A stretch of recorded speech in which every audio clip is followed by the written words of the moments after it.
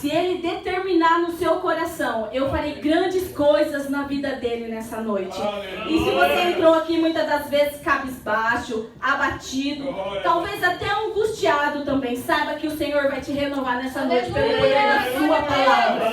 Aleluias, exaltado e glorificado. A irmã Saraí leu em 1 Crônicas, vamos em 1 Crônicas, aleluias.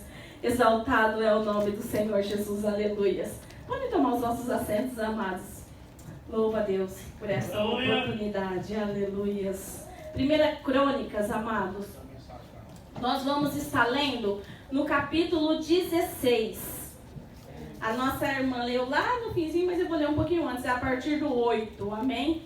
Onde nós vamos ver onde Davi, ele deu um cântico de ação de graça a Deus. Mas por que Davi, ele fez esse cântico em ação de graça ao Senhor? E nós vamos ler agora, em 16, 1 Crônicas 16, 8. Aleluia, Jesus, amém?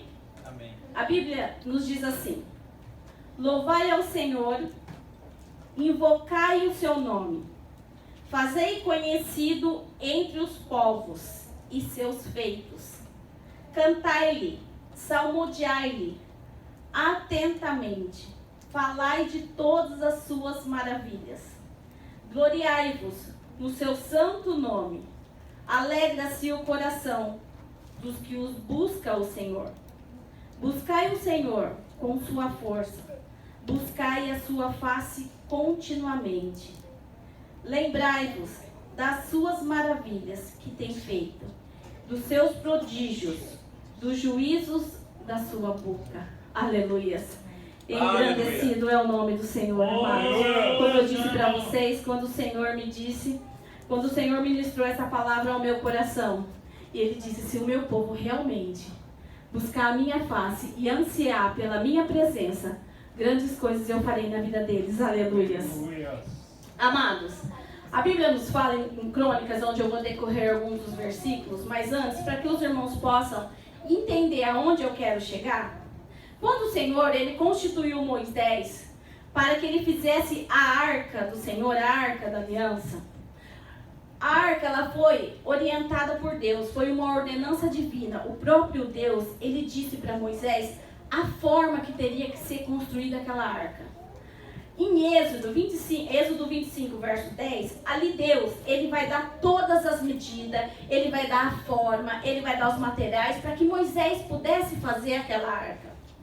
E a Bíblia nos fala que Deus falou assim: Moisés, você vai pegar uma madeira, talvez na tradução dos amados, eu não sei como é que tá, a Bíblia fala em 25, Êxodo 25, 10, em algumas traduções fala madeira de cetim, e outras falam madeira de acácia, mas é a mesma coisa. Para vocês entenderem aonde eu quero chegar, a madeira de acácia, ela é uma madeira, ela é muito bonita, porém, ela tem um detalhe, é uma madeira muito dura de se trabalhar. É uma madeira, olha só o que Deus fez. Deus pega, fala para que Moisés pegasse uma madeira de acácia, deu as medidas e fizesse a arca. E essa madeira, como eu disse para vocês, ela era ruim de trabalhar. A madeira, ela tinha muitos nó nela. Ela não era 100% lisa. Então, tinha que ter alguém com muita habilidade para trabalhar naquela madeira. E olha o que Deus faz. Deus, lá em Êxodo 31, Deus fala assim para Moisés: olha, eu já chamei Bezalel, para que, olha só o que a Bíblia diz, ele chamou Bezalel, filho de Uri, da tribo de Judá, e eu enchi ele com o Espírito de Deus, eu dei sabedoria, eu dei entendimento, eu dei ciência de todo o artifício, e eu mesmo o capacitei. É isso que Deus fez, porque Deus sabia que aquela madeira era difícil de trabalhar, e não era qualquer pessoa que ia conseguir fazer o trabalho que Deus queria naquela arca. Então o próprio Deus, a Bíblia nos diz que o próprio Deus, ele capacitou para que ele pudesse trabalhar naquela arca. Amados, a madeira de acácia hoje simboliza, sabe o quê? Eu e você. Aleluia. Sabia? A madeira de acácia é difícil de trabalhar, dura às vezes, vem uma correção, não quer ouvir, vem um puxão de orelha lá do papai, não quer ouvir, não é assim? Madeira dura, ser humano, coração duro. Mas sabe o que é o mais lindo? O que Deus fez? Deus ainda fala assim, ei Moisés, não deixa a madeira daquele jeito não. Tu vai revestir ela por dentro e por fora de ouro. Aleluia. Sabe o que a Bíblia fala? Que não era chapas assim, ó. De ouro não, pegava as chapas e colocava, não.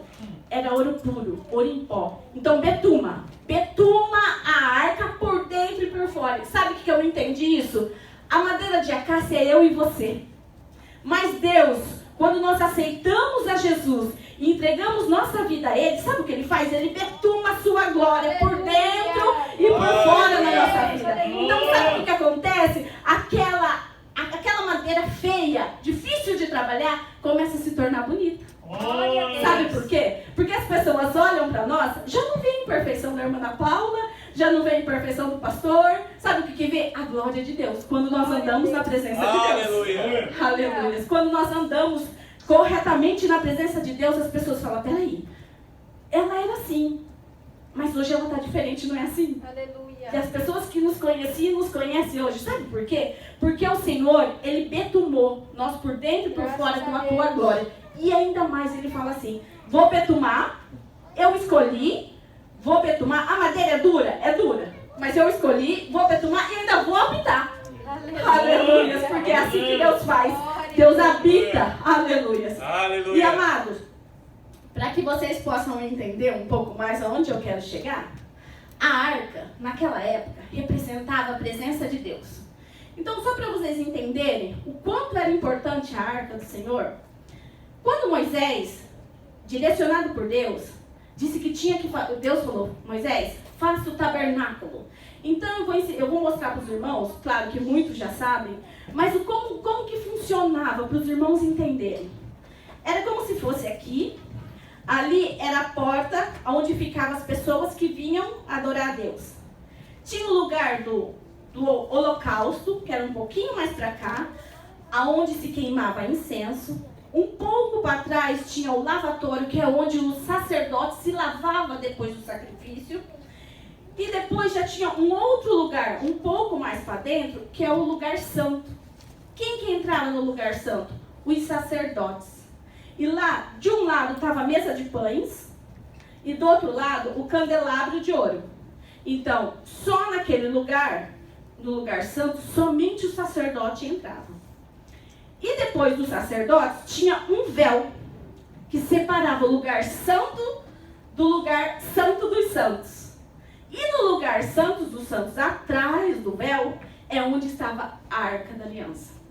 A Bíblia diz que no lugar santo entrava o sacerdote. Só que no lugar santo dos santos, uma vez por ano, o sumo sacerdote, ele entrava ali, uma vez por ano, e ali a presença de Deus descia. Ali é onde ele ouvia a presença de Deus. E a arca da aliança estava aqui, o sumo sacerdote estava aqui, e atrás da arca da aliança, aonde o Senhor se manifestava para falar com o sumo sacerdote. Então, a arca da aliança, para o povo de Israel, era algo que mais simbolizava a presença de Deus. Era algo de muito valor. Só que a Bíblia diz que lá nos dias de Eli, vamos abrir aqui para mim não perder, se vocês quiserem acompanhar, 1 Samuel, aleluias, 4, que lá nos dias de Eli e seus filhos não andavam segundo a vontade de Deus, não estava fazendo o que era agradável aos olhos do Senhor. E o povo de Israel, ele saiu para pelejar contra os filisteus. E nessa que o povo de Israel foi pelejar contra os filisteus, o povo disse assim, traga a arca aqui no arraial. E mandaram trazer a arca de lá de Siló. Traz para o campo de batalha. E eles levaram a arca do Senhor para o campo. A Bíblia nos fala que quando a arca chegou, o glória a Deus foi tão alto pela presença de Deus. Eles se jubilaram tão alto, mas a alegria era tanto porque a presença de Deus chegou ali, que do outro lado deu para se ouvir. Então o povo filisteu escutou toda aquela euforia que o povo de Israel tinha feito, e o povo se atemorizou, porque o povo disse assim, olha o que o povo de Israel, os filisteus falaram, ai de nós, porque o Deus de Israel entrou agora no campo para batalhar. Então eles atemorizaram. levaram. Só que, amados, especificamente naquele momento, Deus não estava com o povo de Israel. Porque o povo não estava andando segundo a vontade de Deus. O Eli já estava pecando, seus filhos já não andavam com a vontade do Senhor. Especificamente nessa época, nessa batalha, o Senhor não estava. Só que os filisteus vieram contra Israel e a Bíblia nos fala que 30 mil homens em pé tombaram. 30 mil homens do povo de Israel tombaram. E quando foram avisar Eli, a Bíblia nos fala que ele caiu da cadeira. E se vocês atentarem no livro sagrado, Eli primeiramente ele foi avisado que os seus filhos morreram na guerra. Só que ele não deu tanto ênfase quando ele ouviu que a arca foi levada pelos filisteus. Então, porque Eli sabia, e agora o que será de nós? Porque a presença de Deus não está mais conosco. Então ele caiu quando escutou que a arca tinha sido levada. Depois vocês conferem lá, só para falar para vocês marcarem, 1 Samuel 4, 18, amém? Isso que eu disse. E os filisteus, a Bíblia nos fala, que os filisteus levaram a arca da aliança para suas terras. E sabe o que eles fizeram? Eles tinham um Deus, o Deus Dagon, era o Deus mais poderoso deles. E o que os filisteus fazem? Colocam a arca da aliança junto no templo de Dagon. E a Bíblia diz que, chegando à madrugada, eles foram lá no templo. E o que se sucedeu? Dagon, ele estava caído diante da presença de Deus, diante da arca do Senhor. Eles não. Tudo bem, vamos colocar Dagon de novo. Talvez foi algum ventinho que bateu e Dagon se equilibrou e caiu. Pôs Dagon novamente. Só que a Bíblia nos fala que no outro dia, vai eles de novo lá no templo. Como é que Dagon estava? Com a sua cabeça quebrada e suas mãos arrancadas. Sabe o que é isso? Quando alguém está na presença de Deus, amado, quando alguém anda na presença de Deus, nenhum inimigo, amado, fica em pé diante da presença de Deus. Sabe por quê? Deus faz cair por terra tudo que Satanás tem tentado contra a minha vida e contra a tua vida. Mas basta nós estarmos na presença de Deus. Basta nós colocarmos a presença de Deus como o centro da nossa vida. Aleluias. E a Bíblia fala que não só isso sucedeu. Deus se irado com aquele povo, filisteus, Deus deu uma enfermidade para eles, uma hemorroida, que desde o menor até o maior, todos ficaram enfermos. E eles falaram, nossa, e agora? O que nós vamos fazer? Então é melhor nós devolvermos a arca. Vamos mandar a arca de volta. Só que eles falaram, não vamos mandar de qualquer jeito. Vamos chamar os sacerdotes, vamos chamar os adivinhos e vamos ver como que a gente tem que fazer. E eles consultaram os sacerdotes, os adivinhos, e eles falaram assim, é melhor devolver a arca, mas não devolva a arca vazia.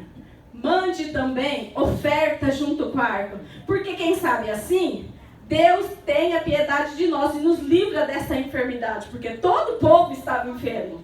E foi isso que eles fizeram, eles pegaram ouro e mandaram junto a arca de volta. Só que como eles não podiam ir até Siló levar a arca, foi da onde eles tiraram, eles deixaram a arca em uma cidade chamada Kiriat Jearim, numa fronteira, era uma divisa da onde eles estavam, então eles colocaram uma arca ali. Só que, amados, depois disso, houve os reis, só que o povo clamava por um rei. E Deus deu um rei para o povo, Saul. E Saul, a Bíblia fala que durante 40 anos ele reinou. Só que Saul, ele não buscava a presença de Deus. Todo aquele tempo a arca estava em Kiriat Jearim. Só que ele não foi buscar a arca, ele não fez questão da presença de Deus. Sabe, o rei Saul, ele buscava a presença de Deus porque ele tinha convicção de que Deus era com ele. Mas quando Deus o rejeitou, ele foi buscar a presença de Deus. Porque é assim que acontece, amados. Quando nós somos muito convictos, não, Deus é comigo, não tem problema, Deus é comigo. O que nós, é igual Sansão, quando ele achava que o Espírito Santo de Deus já estava com ele, já não estava mais há muito tempo. E com Saul era assim, ele era convicto de que Deus era com ele. Mas não, Saul ele não priorizava a presença de Deus. Só que com o passar dos anos, Saul, ele morre. E quem reina no lugar dele é Davi. E Davi, a Bíblia nos fala que ele é o quê? Segundo o coração de Deus. Um homem mais espiritual. E quando lá em 2 Samuel, lá no verso 6, Davi, ele vê que o povo, ele ansiava pela presença de Deus. Então o que Davi fez? Vamos buscar essa arca então, vamos lá buscar. Só que Davi, ele cometeu, amados, um erro muito grave nessa hora. Porque Davi, o que ele faz? Quando ele resolve buscar a arca, a Bíblia diz que ele pegou 30 mil homens. Ele escolheu 30 mil homens, vamos lá. Então, com o povo de Israel, ele escolheu 30 mil homens. Digamos que para honrar aqueles 30 mil homens que morreram lá na batalha. Só que quando Deus, ele quer fazer um renovo no seu povo, ele não quer fazer só em 30 mil homens, ele quer fazer na nação toda. Deus quer renovar a nação toda. E o que Davi faz? Ele separa 30 mil homens, prepara os instrumentos e vai lá buscar a arca. Prepara até os carros de boi. Quem que trouxe a arca nos carros de boi? Os filisteus. Quando eles roubaram a arca, eles levaram e depois, quando foram devolver, colocaram nos carros de boi. Amados, e não é assim que a Bíblia nos fala. E não é assim que Deus tinha dado essa ordenança lá atrás. A arca da aliança, ela tinha que ser carregada aqui, ó, pelos levitas. Tinha que ter colocado a vara nas argolas, como Deus tinha ordenado. E os levitas tinham que levar a arca aqui no ombro. E Davi, ele faz o quê? Separa 30 mil homens, pega os carros e vamos levar essa arca de volta lá para Jerusalém. Só que no caminho, a Bíblia nos fala, lá em 2 Samuel, deixa eu já colocar a minha Bíblia aqui em 2 Samuel também. A Bíblia diz que eles levando a arca no caminho, os bois tropeçaram. E Uzá vai tentar escorar a arca. E Deus, imediatamente, ceifou a vida de Uzá. Agora eu te digo, mas quem era Uzá? Amados, a arca, quando ela ficou lá na cidade de Kiriat, esse nome é complicado, deixa eu ler de novo. Kiriat Jearim, ela ficou 20 anos na casa de Abinadab. E nada aconteceu.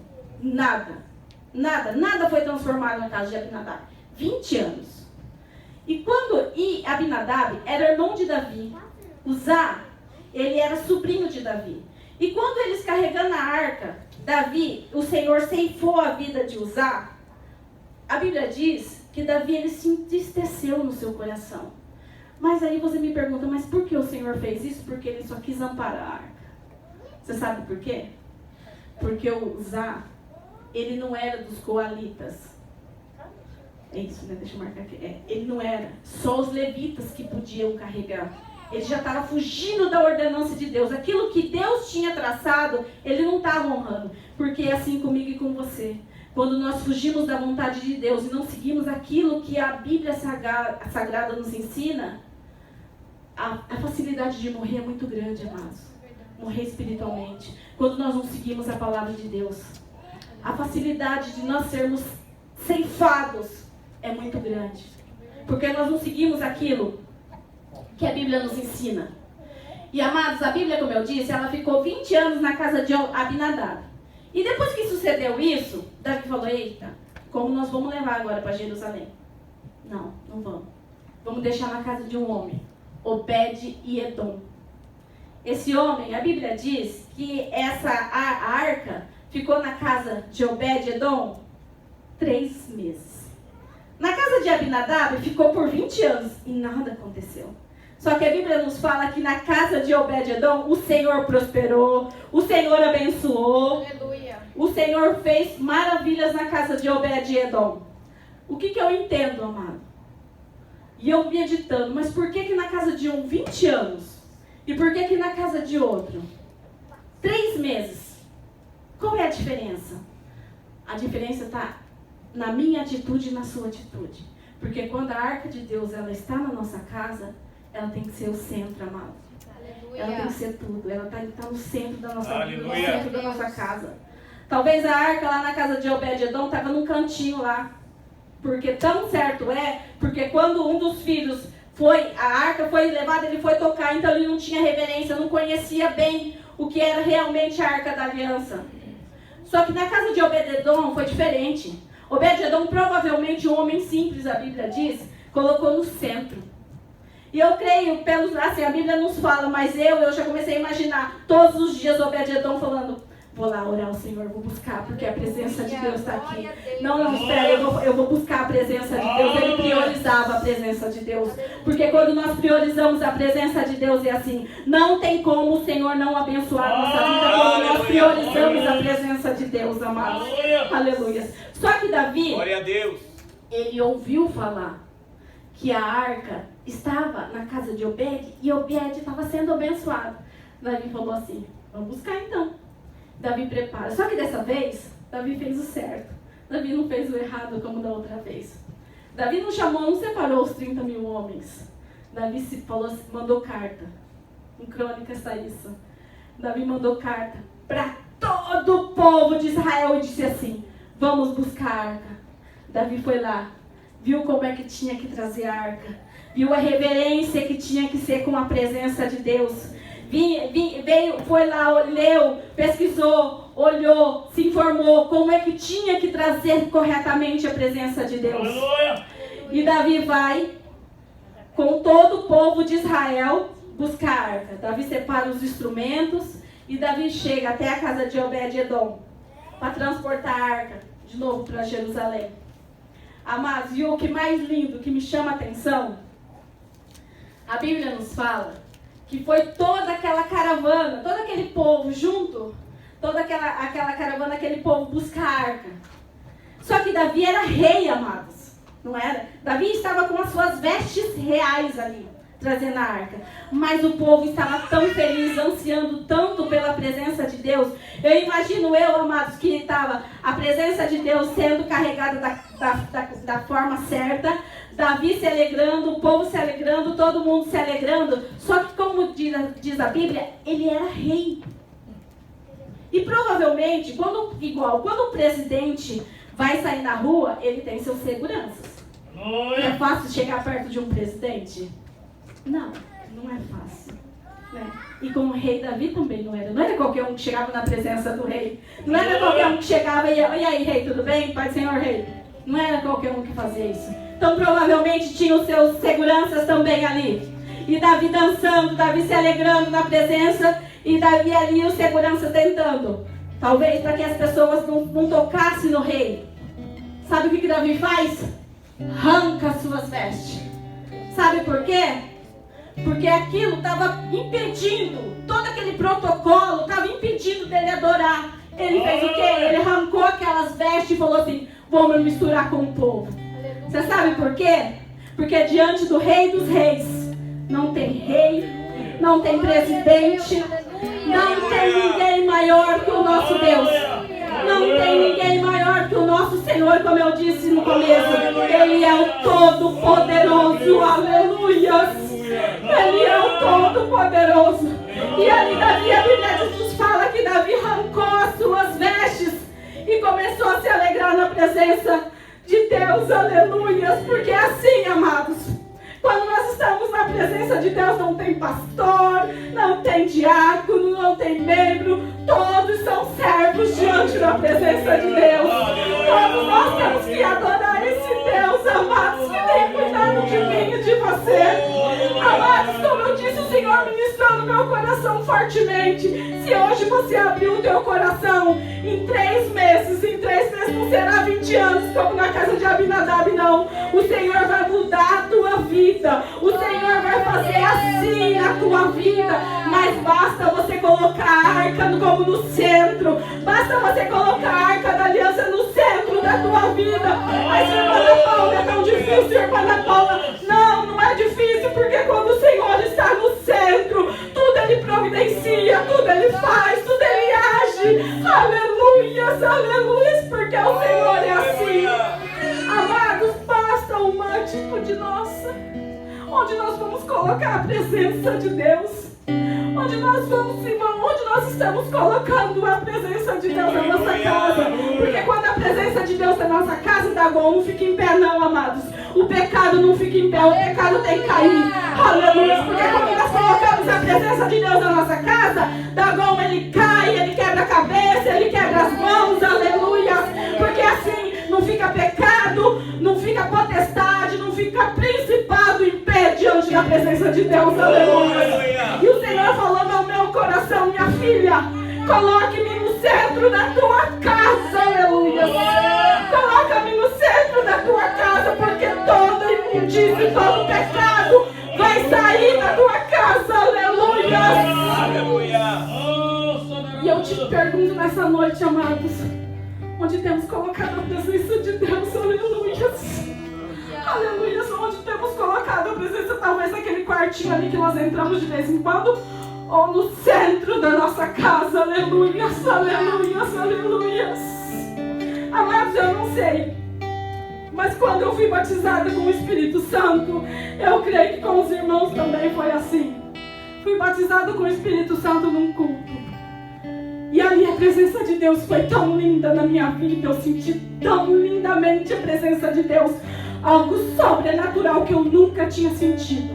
E a minha vontade, sabe qual era? Qual será o próximo culto? Porque eu quero falar em línguas. Qual é o próximo culto? Eu quero sentir aquilo de novo. Porque quem já sentiu a presença de Deus, amados, não consegue ficar longe. Quem já sentiu a presença de Deus não consegue ficar distante dessa presença. Essa presença que entra na nossa alma, essa presença que nos alegra, que nos renova. Nós choramos, nós não nos importamos com quem está na minha direita ou na minha esquerda, não me importa. Eu estou na presença do Rei, eu vou me alegrar na presença do Rei. Eu estou na presença do Rei, eu vou chorar na presença do Rei. Porque aqui para mim não tem carteirinha, porque aqui para mim não tem a minha posição, e sim aqui eu sou serva, aleluia, desse Rei. E tem cuidado de mim na tua vida. Oh, aleluia!